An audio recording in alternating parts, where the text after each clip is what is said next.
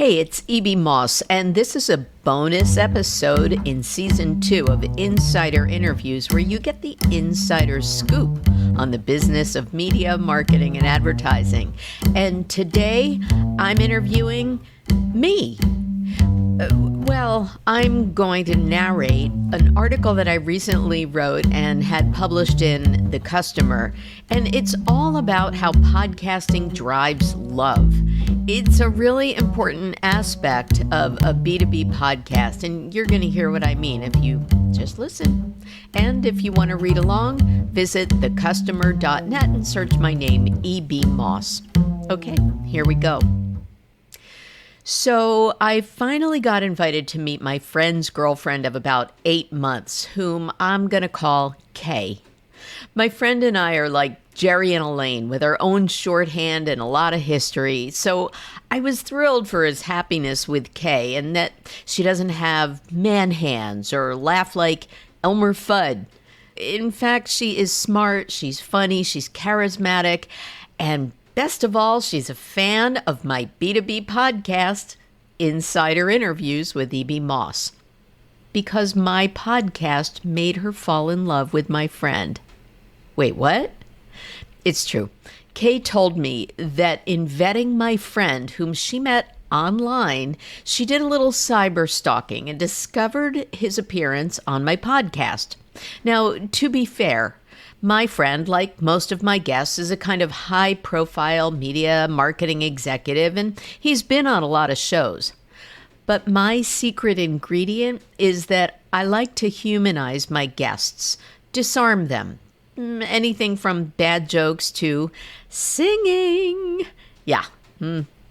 Anyway, in my friend's case, we reminisced about our friendship of something like 25 years, and to Kay, that was really endearing. A man who had a longtime female friend definitely passed muster with her. So bringing out the personal in my friend's executive brand sealed the deal beyond his ad in the personals. What I'm saying is that a personal touch is key for not just executives, but their companies too, or if you're running a personal. People place more trust in people they like. People buy from people they like and from brands that exhibit similar values to theirs and so on. And no other medium evokes more personal engagement and feel than podcasting. Why do I love podcasts so? Says the listener. There is the love of listening to podcasts per a study from Sounds Profitable, and the link will be in the show notes, which shows the clear passion for companionship provided by favorite hosts and shows. That companionship, or in my case, fangirling, of hosts like Will Arnett and Sean Hayes for their comic wit on shows like Smartless, or even business host James Cridland for his dry wit on Pod News Daily, all stems from feeling like we know them, that we have a relationship.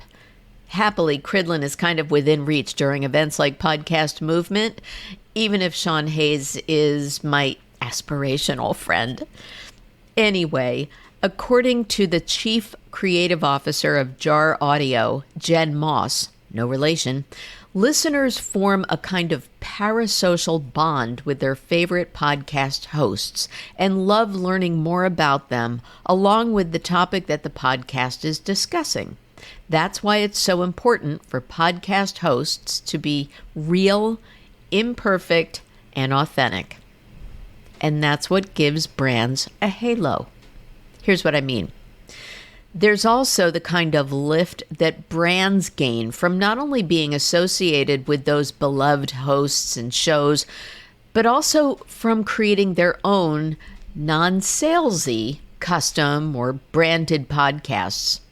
As described in the April 2024 issue of Inside Radio, research company Signal Hill Insights analyzed branded series for companies including Google, Dell, Ford, OnStar, and they found that they drive upper funnel and mid-funnel metrics for brands, including raising awareness, interest, and consideration.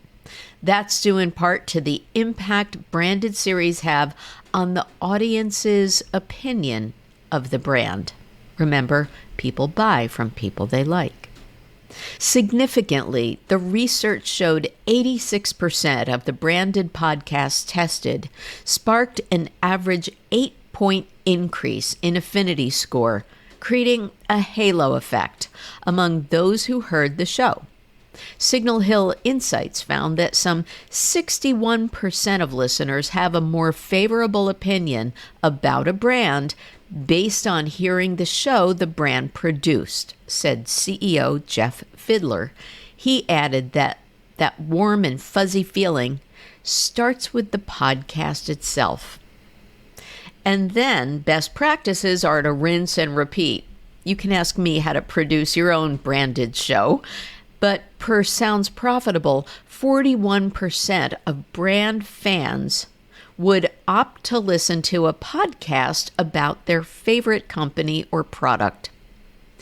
Branded or not, Jen Moss explains that warm and fuzzy response is due to the fact that podcasting, particularly audio podcasting, makes such a deep connection with the audience that it has to do with the co-authorship that's occurring.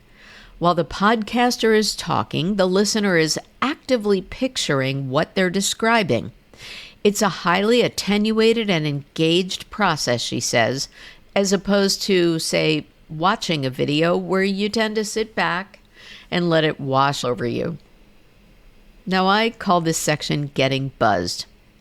Listeners get a good buzz from podcasting, also thanks to the literal buzz. As Moss adds, sound is physical. Sound waves are actual waves that impact your ear bones and cause them to vibrate. You have a physical reaction to sound, to the human voice, that's intimate and connected, and that's also why it's such a powerful medium. Now, for advertisers, it's really the whole package. As Jeff Fiedler notes, if the podcast delivers value, the listeners see it as a gift.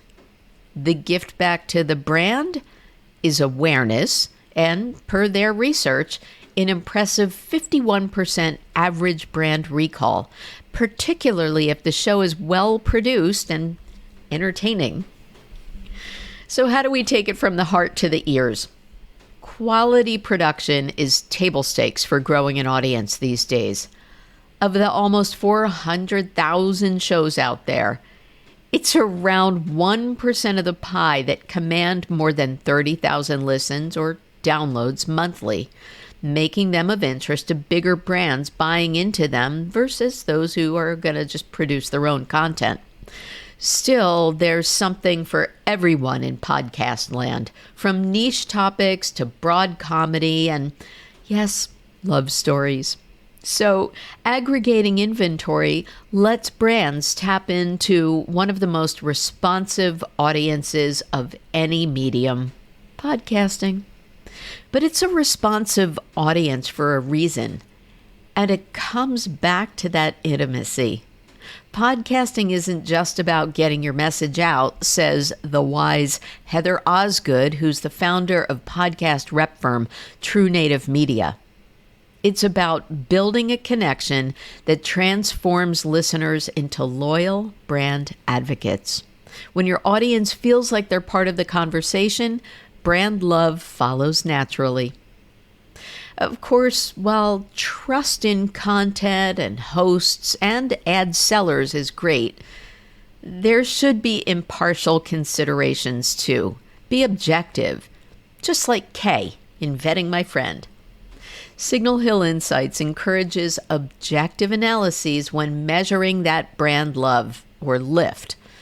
It includes asking the right questions, but especially ensuring a brand's own creative is, well, lovable too. And that's how podcasting leads to love. I'm E.B. Moss. Now, normally you can listen to all of my episodes featuring executives in media, marketing, and advertising. This was just a little sample of my point of view about podcasting and why I love it so. And if I can help you with your podcast, reach out to me at podcasts@mossappeal.com. Find me anywhere on social as Insider Interviews or Moss Appeal. And thanks for listening, rating, reviewing, and sharing the love.